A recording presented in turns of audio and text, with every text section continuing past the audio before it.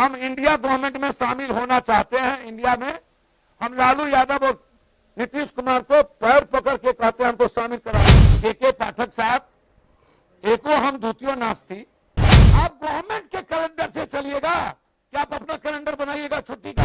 क्षेत्र में हम किसी पर भारी हैं, ये मैं आपको आगाह कर दूं, मेरा कोई जात नहीं है। और पूरे देश का सर्वे है कि साउथ में 150 में 130 120 सीट कांग्रेस ले जाएगी। जब तक आप इंफ्रास्ट्रक्चर को मजबूत नहीं करते हैं, Narendra Modi one nation one election से कुछ नहीं होगा।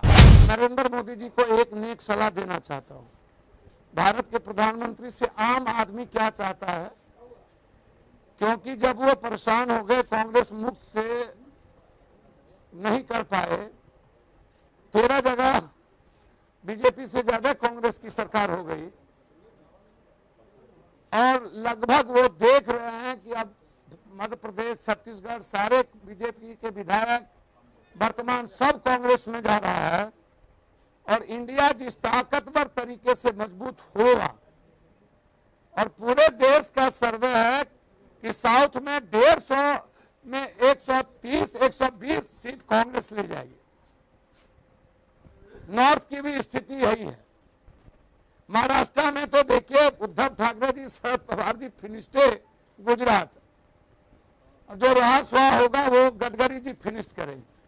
तो हम उनको एक नेक सलाह देते हैं कि आप 5 दिवसीय जो आपने बुलाया है, चाहे वो जिन कारणों से आपको परेशानी हो, अब मैं इतना जानता हूं कि आप इलेक्शन तो करवाने की आज के डेट में आपकी हिम्मत है नहीं।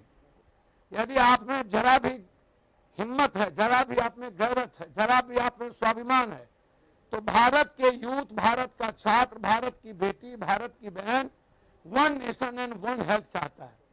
मैं आपको कह रहा हूं, जिस दिन हमारी सरकार में हिस्सेदारी होगी, मैं किसी भी कीमत पर one nation one state everyone employment की बात करूंगा।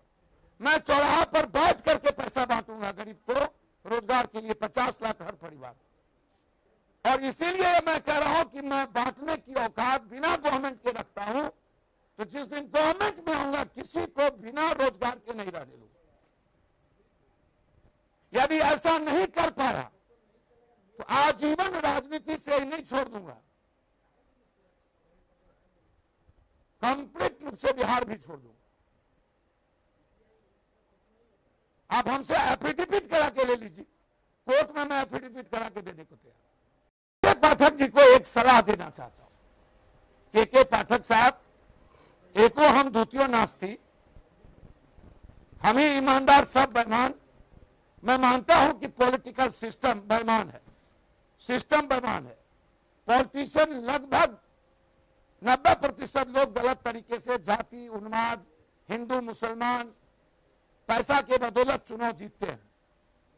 लेकिन आप ईमानदार हैं। ईमानदार का मतलब क्या होता है? संविधान और कानून के दायरे में काम करना। आप संविधान और कानून से ऊपर नहीं है। आप गवर्नमेंट के कैलेंडर से चलिएगा कि आप अपना कैलेंडर बनाइएगा छुट्टी का। गवर्नमेंट का कैलेंडर लागू हो, और गवर्नमेंट इस पर क्यों रोकती नहीं है इन्हें? आप टीचर को मेंटल टॉर्चर कीजिएगा तो वो पढ़ाएगा कैसे? 3 महीने से आप तनख्वाह रोके हुए हैं, पढ़ाता नहीं है, क्यों दे? तो पढ़ाता नहीं है तो बर्खास्त कर दीजिए, दूसरा रोजगार करेगा वो। आप काम भी लीजिएगा, उसको पैसे नहीं दीजिएगा, तो क्या उसकी बीवी बाल बच्चे मरे? करिए ना नरेंद्र मोदी इस पर। 67% डॉक्टर नहीं है। पाठक जी, लैब नहीं है, या हम अगरजानी भक्ता हैं। हम इंडिया गवर्नमेंट में शामिल होना चाहते हैं। इंडिया में हम लालू यादव और नीतीश कुमार को पैर पकड़ के कहते हैं हमको शामिल करा लीजिए। और कुछ आप सुनना चाहते हैं? किसका पैर पकड़े? तेजस्वी यादव का? नहीं, आप सुनना चाहते हैं तो जाके पैर पकड़ ले। सर, हमारा जनाधार कुछ नहीं, हमारा जनाधार है, हम जात वाले है, ये नहीं है। हाँ, मेरा क्षेत्र है। क्षेत्र में हम किसी पर भारी हैं, ये मैं आपको आगाह कर दूं, मेरा कोई जात नहीं है, लेकिन क्षेत्र है।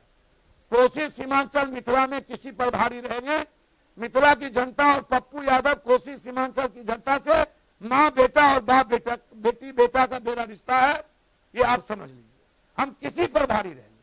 मैं हाथ जोड़ के कहता हूं, आप पहले इंफ्रास्ट्रक्चर दीजिए, हॉस्टल दीजिए, लैब दीजिए, 100% में 90% प्रोफेसर दीजिए।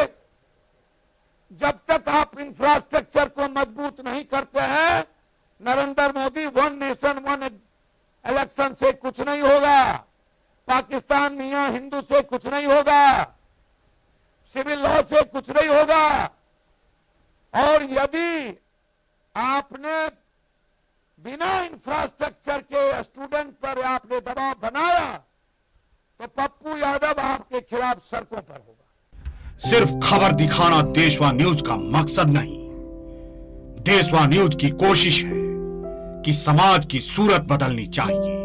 देशवा न्यूज पर वीडियो देखने के लिए लाइक करें, सब्सक्राइब करें, साथ ही बेल आइकन दबाना न भूलें।